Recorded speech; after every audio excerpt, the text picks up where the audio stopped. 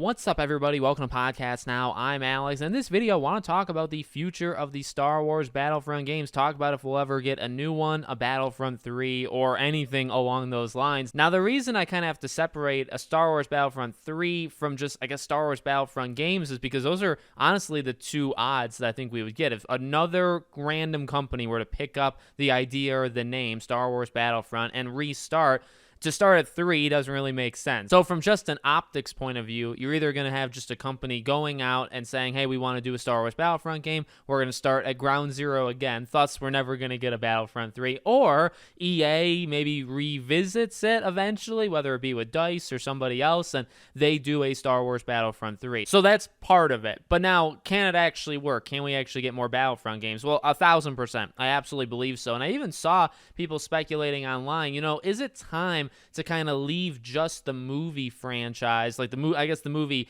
part of Star Wars? Is it time to leave that behind? And now you could say, well, like Ahsoka, right? Ahsoka is such an easy idea to put into the game, and she was probably eventually going to go into Star Wars Battlefront 2, right? The EA one. That was probably going to happen. We were probably going to get more characters along those lines. Maybe like a Ventress, right? These are characters that people have thrown out as suggestions for a long, long time. But how about a little bit further out? How about like a Star Killer from Force Unleashed? How about somebody like a Cal Kestis, right? Now that you're starting to expand, not even just in movies and television and all this stuff, but now you have games, and you're starting to have, well, not just good games, but you're starting to have recognizable characters. Now you can go back in time for sure, and Star Killer would be going back in time, right? Cal makes sense because of just this new age, and obviously Jedi Survivor and Jedi Fallen Order have done so well, but there's another two to kind of throw in. And now, the reason I'm bringing this up is, well, you can't just keep rehashing the exact same thing. I guess that's probably why they've split up, the heroes, why we haven't gotten people like Padme, right? Padme would be a very easy addition. Mace Windu, why that didn't happen, I have no idea. So these are characters you could throw into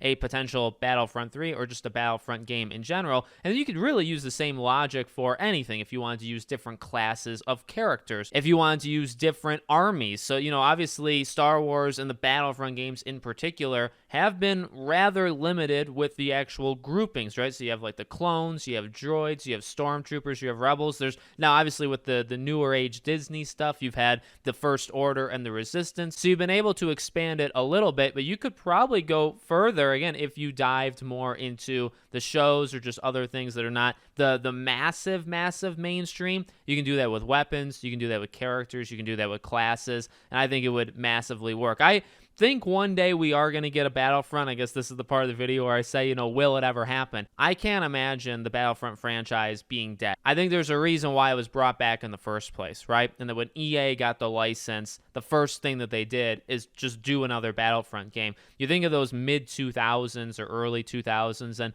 there were so many different kinds of Star Wars games, the Knights of the Old Republic, and many others. A lot of them were hits. Some of them obviously were some misses, but Battlefront has obviously stood the test of time and been able to do it 2 times, 2 different eras. And honestly, the EA ones, obviously they took a lot of hits, and like the loot boxes will forever be like engraved in like the worst gaming history moments of all time. But honestly, Battlefront 1 I think was structurally sound. It just didn't have like anything in it. And then Battlefront 2, obviously the loot boxes, but I think at its core Battlefront 2 was an incredible game that definitely had a turnaround, and the support that was shown to that game from the staff and then also from the players, that game did outrageously good. It's a tragedy that they took them off of that game, and then the game that we get because of that was Battlefield 2042. That is actually extremely sad to even think about, but it's such a massive property. And now that you're seeing Star Wars branch out, you're starting to see things like Star Wars Outlaws, right? The Ubisoft one. We've heard rumors of an RTS game, so maybe like an Empire at War 2 or an Empire at War remake, and